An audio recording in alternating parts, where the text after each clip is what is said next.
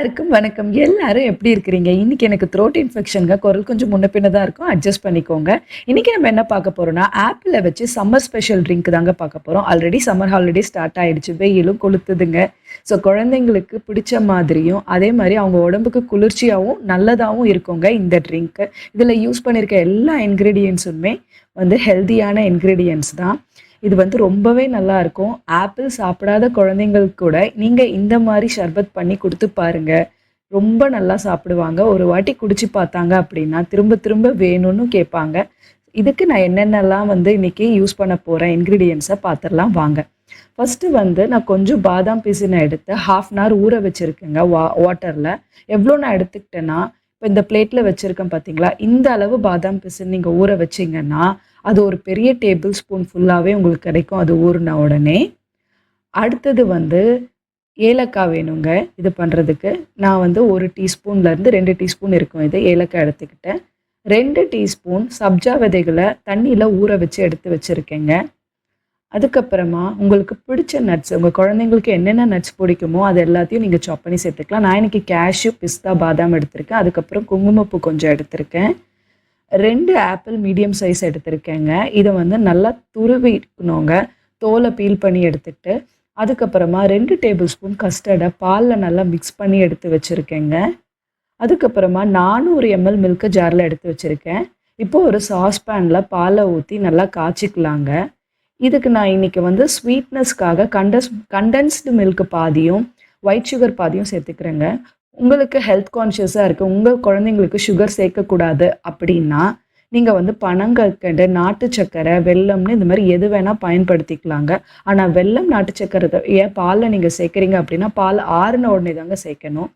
இப்போ வந்து பால் நல்லா கொதிச்சிருச்சுங்க. இந்த மாரி ஒரு விஸ்க வச்சு அடி பிடிக்காம இருக்கணும்னா, விஸ்க வச்சு அடிக்கடி கலந்து விட்டுக்கிட்டே இருங்க. நான் இப்போ அதுதான் பண்ணிட்டுருக்கேன். என்டையர் இந்த டிஷ்ஷு வந்து ரெடி ஆகுற வரைக்கும் ஃபுல்லா விஸ்க் யூஸ் பண்ணணும். இப்போ குங்குமப்பூ சேர்த்துக்கிறேன். பால் நல்லா வந்து காஞ்சி வந்துருச்சு. அதுக்கப்புறம் ஏலக்காய் தூளையும் சேர்த்துக்கோங்க. இப்போ இந்த குங்குமப்பூவும், ஏலக்காய் பொடியும் வந்து நல்லா ஃப்ளேவர் இறங்கி வரணுங்க. ஒரு 3 to 4 மினிட்ஸ் மீடியம் ஃப்ளேமில் இந்த மாதிரி கலந்து விட்டுட்டே இருங்க.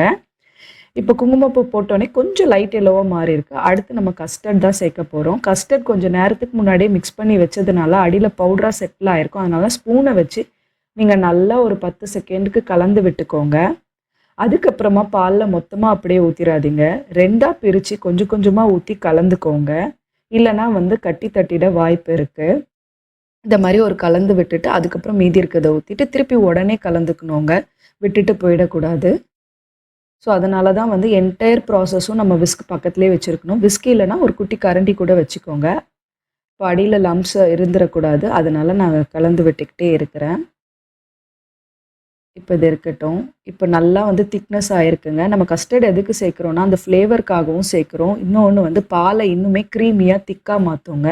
இப்போ வந்து ஸ்வீட் ஆட் பண்ணிக்கலாம். நான் முதலே சொன்ன மாதிரி உங்களுக்கு என்ன ஸ்வீட் வேணுமோ ஆட் பண்ணுங்கள். நான் இப்போ கண்டென்ஸ் மில்க் சேர்த்துருக்கேன். கண்டென்ஸ் மில்க் நீங்கள் எப்பயுமே ஓப்பன் பண்ணும்போது குட்டியாக ஓப்பன் பண்ணிக்கிட்டீங்க அப்படின்னா, நீங்கள் ஃப்ரிட்ஜில் திருப்பி ஸ்டோர் பண்ணுறதுக்கு வசதியாக இருக்கும்.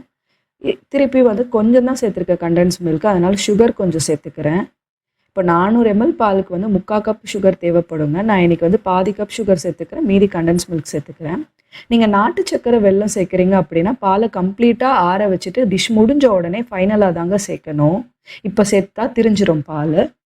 ப்ரௌன் சுகர், சர்க்கரை மட்டும் இப்போ சேர்த்துக்கலாம். கண்டென்ஸ் மில்க்கும் சூடாக இருக்கும்போது சேர்த்துக்கலாம், ஒன்றும் ஆகாது. இப்போ சர்க்கரை கொஞ்சம் கரைஞ்ச உடனே நீங்கள் நட்ஸை ஆட் பண்ணிக்கலாம். உங்களுக்கு என்னென்ன நட்ஸ் பிடிக்குமோ அது எல்லாமே ஆட் பண்ணிக்கலாங்க. இப்போ இதை மிக்ஸ் பண்ணி விட்டுடுறேன். நல்லா கலந்து விட்டுக்கலாம். உங்களுக்கு ரோஸ் பெட்டல்ஸோட ஃப்ளேவர் பிடிக்கும்னா கூட அதை கூட இதில் நீங்கள் ஆட் பண்ணிக்கலாங்க. காஞ்ச ரோஜா இதழ்கள்லாம் இருக்கும். உங்களுக்கு ரோஸ் ஃப்ளேவர் பிடிக்கும் அப்படின்னா கொஞ்சம் அது கூட ஆட் பண்ணிக்கலாம். நான் ஆல்ரெடி ஆப்பிள் வந்து தோலை பீல் பண்ணி இப்படி வந்து துருவி வச்சுருக்கேன். அதையும் சேர்த்துக்கிறேன். நான் ஃபஸ்ட்டே சொன்ன மாதிரி ஆப்பிள் பிடிக்காத குழந்தைங்க கூட நீங்கள் இதை கொடுத்து பாருங்கள். ஆப்பிள் சேர்த்துருக்கீங்களான்னு தெரியாத அளவுக்கு நல்லா ஸ்வீட்டாக சூப்பராக இருக்குங்க. ரிச்சாகவும் இருக்கும். நம்ம இதில் கண்டென்ஸ் மில்க், குங்குமப்பூ, நட்ஸ் எல்லாம் சேர்த்துருக்கிறதுனால, அப்புறம் ஏலக்காவும் சேர்த்துருக்கோம். ஸோ ஆப்பிள் நீங்கள் சேர்த்த மாதிரியே தெரியாது. ஸோ ஃப்ரூட் சாப்பிடாத குழந்தைங்கள இப்படிலாம் சாப்பிட வைக்கலாம். இப்போ சப்ஜா விதைகளையும் சேர்த்துக்கிறேன். அதுக்கப்புறமா வந்து பாதாம் பிசின் இருக்கு இல்லையா, அதையும் சேர்த்துக்கிறேன். ஆக்சுவலி இந்த டிஷ்ஷில் வந்து பாதாம் பிசின் இல்லைங்க. நானே தான் இதை வந்து எக்ஸ்ட்ராவாக சேர்த்துக்கிறேன். ஏன் அப்படின்னா, இந்த சம்மர்ல ரொம்ப வெயில் உஷ்ணமா இருக்குங்க. குழந்தைங்களுக்கு பாதாம் பிசின்லாம் நீங்க சேர்த்துக்கிட்டீங்கன்னா, பர்ட்டிகுலர்லி பொம்பள பசங்களுக்கு ரொம்பவே நல்லதுங்க. அது நல்லா குளிர்ச்சியா வச்சுக்கும் பாடிய. இந்த டிஷ் வந்து டெல்லியோட பழமையான ஒரு டெசர்ட்டுங்க. இது பேர் நஃப்ரத் கா ஷர்பத்துன்னு சொல்லுவாங்க. இது டெல்லியில தான் ஒரிஜின் ஆச்சு. இந்த ஈத் டைம், ரம்ஜான் டைம்ல நோன்பு தொறக்கறதுக்கு இந்த டெசர்ட்ட வந்து டெய்லியுமே யூஸ் பண்ணுவாங்கங்க. வீட்லயும் பண்ணுவாங்க. ஸோ இந்த ரெசிபிய நீங்களும் உங்க வீட்ல ட்ரை பண்ணி பாருங்க. உங்க குழந்தைங்கள்லாம் திரும்ப திரும்ப வேணும்னு கேட்பாங்க. அவ்ளோ நல்லா இருக்குங்க. ட்ரை பண்ணி பார்த்துட்டு எப்படி இருக்குன்னு சொல்லுங்க. இன்னொரு வீடியோல பார்க்கலாம். தேங்க்ஸ் ஃபார் வாட்சிங். பாய்.